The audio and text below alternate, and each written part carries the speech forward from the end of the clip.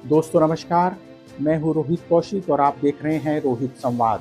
दोस्तों, राजनीति में शुचिता का दावा करने वाली भारतीय जनता पार्टी क्या वास्तव में साफ सुथरी राजनीति के मार्ग पर चल रही है?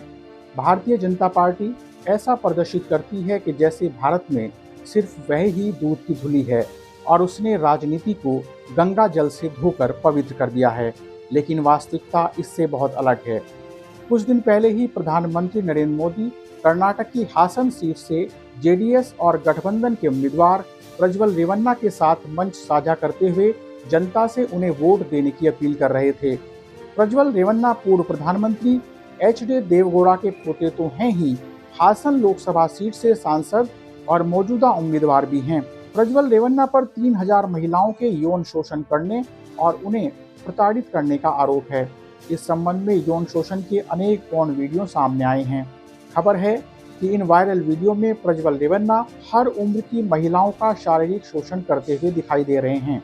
प्रज्वल रेवन्ना पर घर में काम करने वाली महिलाओं से लेकर हाई प्रोफाइल महिलाओं के यौन शोषण का आरोप लग रहा है। हालांकि रेवन्ना ने इन वीडियो को फर्जी बताया है।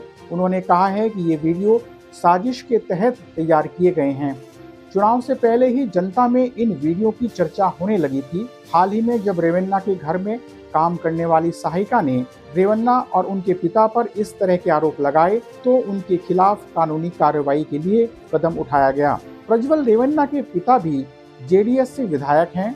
प्रज्वल ने घर में काम करने वाली महिलाओं, सरकारी कर्मचारियों, पार्टी कार्यकर्ताओं से लेकर हर तरह की महिलाओं का शोषण किया है।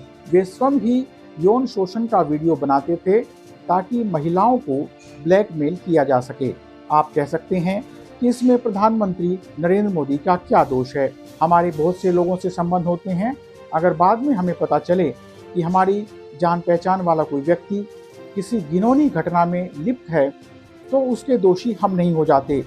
लेकिन इस मामले में बात इतनी सरल नहीं है।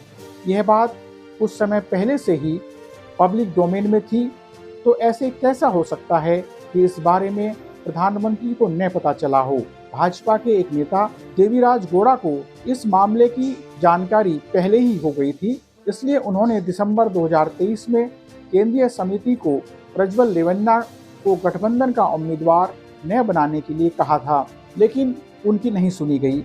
खबर है कि देवीराज गौड़ा ने इस संबंध में प्रेस वार्ता कर इस बात को सार्वजनिक भी किया था। इसका सीधा सा अर्थ है कि इस मामले को कोई अहमियत नहीं दी गई और एक कदम आगे बढ़कर फिर रेवन्ना को लोकसभा चुनाव का टिकट दे दिया गया। एक रैली में प्रधानमंत्री के साथ प्रज्वल रेवन्ना का जो फोटो है वो काफी वायरल हो रहा है। हालांकि प्रज्वल रेवन्ना को जेडीएस से निलंबित कर दिया गया है। अब रेवन्ना फरार हैं। सवाल यह है कि जब भारतीय जनता पार्टी को उनके ही एक नेता ने इस मामले में पहले जानकारी दे दी थी तो जेडीएस के साथ गठबंधन क्यों किया गया और रेवन्ना को उम्मीदवार क्यों बनाया गया?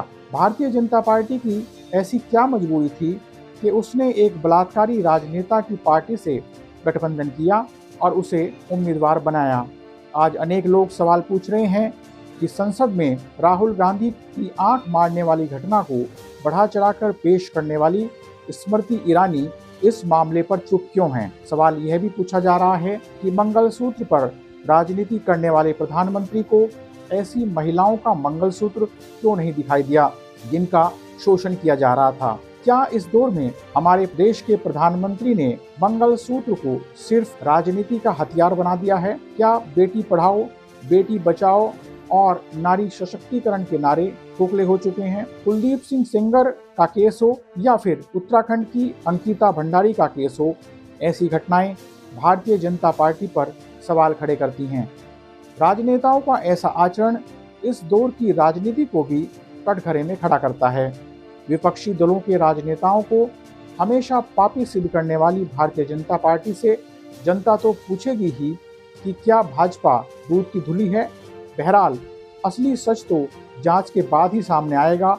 इस समय तो जरूरत इस बात की है कि इस मुद्दे पर कर्नाटक सरकार ईमानदारी से पहल करे। बहरहाल आज रोहित संवाद में इतना ही। आपसे अपील है कि आप जन सरोकार की पत्रकारिता को समर्थन देने के लिए YouTube पर हमारे चैनल रोहित संवाद को सब्सक्राइब, लाइक और कमेंट करें। जल्दी ही मिलेंगे एक नए मुद्दे के साथ। नमस्कार।